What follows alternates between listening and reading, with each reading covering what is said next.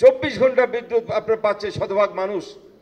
একটু সংকটের কারণে কয়েকদিন একটু লোডশেডিং হয়েছে, আপনারা মনে করছেন এটা মহা সুযোগ। জনগণকে খেপিয়ে নিয়ে সরকার বিরুদ্ধে আপনারা আন্দোলন করে সরকারকে বিব্রত করবেন। দেশকে আপনারা কিছুই দিতে পারেন নাই, বরং আপনারা লুটপাট করে আপনারা এই দেশকে ধ্বংস করেছিলেন। আন্দোলন করে এই সরকারের বিরুদ্ধে কিছু করা যাবে না, আমরা পরিষ্কারভাবেই বলেছি।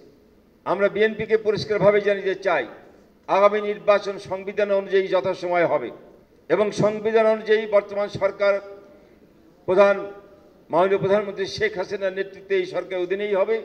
বর্তমান নির্বাচন কমিশন সেই নির্বাচন পরিচালনা করবেন। আপনাদের জনপ্রিয়তা যাচাই করতে হলে আপনারা এসে নির্বাচনে অংশ নিয়ে আপনার জনপ্রিয়তা যাচাই করুন। বিদেশিদের কাছে ধর্ণা দিয়ে আপনাদের ষড়যন্ত্র করে কোনো লাভ হবে না। আজকে বিএনপির কাছে তাদের ভরসা একটাই, সেটা হলো তাদের ষড়যন্ত্র এবং বিদেশি প্রভুর কাছে ধর্ণা। তারা ভাবছেন যে বিদেশি প্রভুরাই তাকে আসে ক্ষমতায় বসিয়ে দেবে।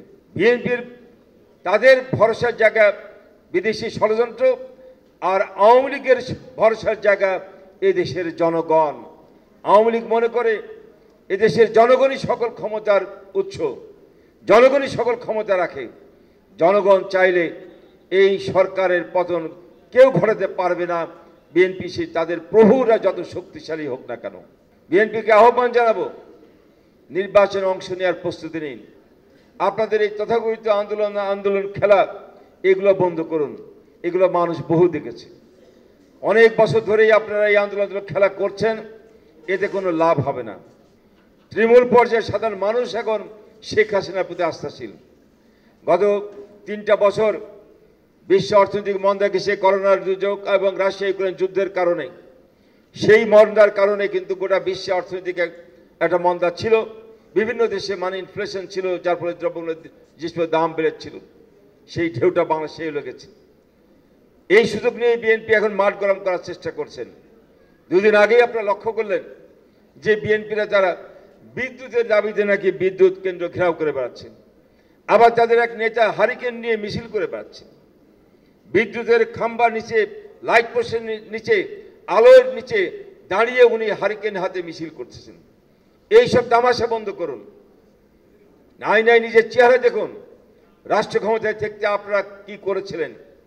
নিজেরা 1 মেগাওয়াট বিদ্যুৎ উৎপাদন করতে পারেন নাই। 3,500 মেগাওয়াট বিদ্যুৎ উৎপাদন, সেটাও আপনাদের সক্ষমতা ছিল না। 30%-এর নিচে মানুষের ঘরে বিদ্যুৎ ছিল, এবং তাও সেটা ছিল দিনে 3 থেকে 4 ঘন্টার বেশি নয়। আর এখন 24 ঘন্টা বিদ্যুৎ আপনার পাচ্ছে শতভাগ মানুষ। একটু সংকটের কারণে কয়েকদিন একটু লোডশেডিং হয়েছে, আপনারা মনে করছেন এটা মহা সুযোগ। জনগণকে খেপিয়ে নিয়ে সরকার বিরুদ্ধে আপনারা আন্দোলন করে সরকারকে বিব্রত করবেন।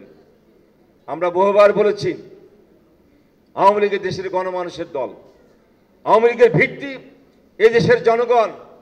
আওয়ামী লীগকে এত সহজে ধাক্কা দিয়ে ফেলানো যায় না, এটা মাথায় রাখতে হবে। লোহার সাথে টক্কর দিলে নিজের কপালই ফাটে, লোহার কিছু হয় না। আওয়ামী লীগ হচ্ছে সেই লোহার দল। এখানে ঠুকাঠুকি করে আপনাদের কোনো লাভ হবে না। আওয়ামী লীগের শক্তি এই দেশের মানুষের অনেক, আওয়ামী লীগের শিকড় অনেক গভীরে আছে। সেই আওয়ামী লীগকে আপনারা ধাক্কা দিয়ে করে কোনো লাভ হবে না। আমার আহ্বান থাকবে বিএনপিদের প্রতি, দেশকে আপনারা কিছুই দিতে পারেন নাই, বরং আপনারা লুটপাট করে আপনারা এদেশকে ধ্বংস করেছিলেন। আপনার নেত্রী বেগম খালেদা জিয়া সামান্য এতিমের টাকার লোভও সামলাতে পারে নাই, যার কারণে আজকে কারাগারে আসে এতিমের টাকা আত্মসাতের জন্য। আপনার নেতা তারেক রহমান সন্ত্রাস, দুর্নীতি এবং অনিয়মের কারণে বিভিন্ন মামলায় দণ্ডিত হয়ে বিদেশে পলাতক আছে। এদের নেতৃত্বে কোনো রাজনৈতিক দলকে এই বাংলার জনগণ ভোট দিয়ে রাষ্ট্র ক্ষমতায় বানাবে না। অতএব আপনারা আসুন, এই দেশের জনগণের কল্যাণের জন্য আওয়ামী লীগ সরকার কাজ করে যাচ্ছে। আওয়ামী লীগ সরকারকে সহায়তা করুন। আমাদের কোনো ভুল ত্রুটি থাকলে সেটা আপনারা তুলে ধরার চেষ্টা করুন, আমরা সেটাকে স্বাগত জানাবো। কিন্তু অহেতুক রাজপথে আন্দোলনের নামে যদি কোনো নাশকতামূলক বা সন্ত্রাসী কর্মকাণ্ড করতে যান, তাহলে আপনাদের ভুল হবে। আপনারা ভাবছেন যে মার্কিন যুক্তরাষ্ট্রের থেকে ভিসা নীতি দিয়েছে আমাদের নির্বাচনকে কেন্দ্র করে, যে এই ভিসা নীতিতেই মনে হয় একেবারে সব কিছু আপনাদের নিয়ন্ত্রণে চলে যাচ্ছে। এই ভিসা নীতি যারা নির্বাচনকালীন সময়ে যারা জোর বল প্রয়োগ করবে, অনিয়ম করবে, তাদের জন্য ব্যবস্থা হবে। আপনারা যদি এই নির্বাচনকে বানচাল করার জন্য ষড়যন্ত্র করেন, আপনাদের বিরুদ্ধে ব্যবস্থা হবে।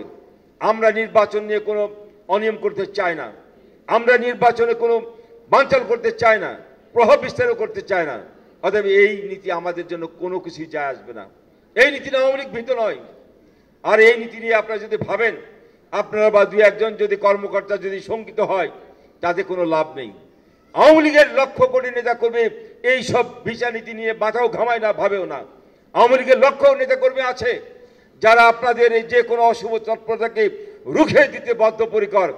আমরা জননেত্রী শেখ হাসিনার নেতৃত্বে এই বাংলাদেশকে এগিয়ে নিয়ে যাব। আপনাদের যে কোনো অপতৎপরকে রুখে দেওয়ার জন্য আওয়ামী লীগের নেতাকর্মী যথেষ্ট আছে বাংলাদেশে। অতএব আসুন আমরা আগামী জাতীয় সংসদ নির্বাচন আমরা অবাধ, সুষ্ঠু, নিরপেক্ষ হবে। আপনারা যদি অংশ নিতে চান, আপনারা অংশগ্রহণ করার জন্য প্রস্তুতি নিন। আন্দোলনের মাঠ ছেড়ে নির্বাচন করার মাঠে আপনারা আসুন। আমরা বিশ্বাস যে এই দেশ জননেত্রী শেখ হাসিনার নেতৃত্বে যেভাবে এগিয়ে যাচ্ছে, সেই ধারা অব্যাহত থাকবে এগিয়ে যাওয়ার। সংবাদ, ফিচার ও অনুষ্ঠানের জন্য ভিজিট করুন সংবাদ প্রকাশের ওয়েবসাইট এবং যুক্ত থাকুন ফেসবুক পেজ ও ইউটিউব চ্যানেলের সঙ্গে।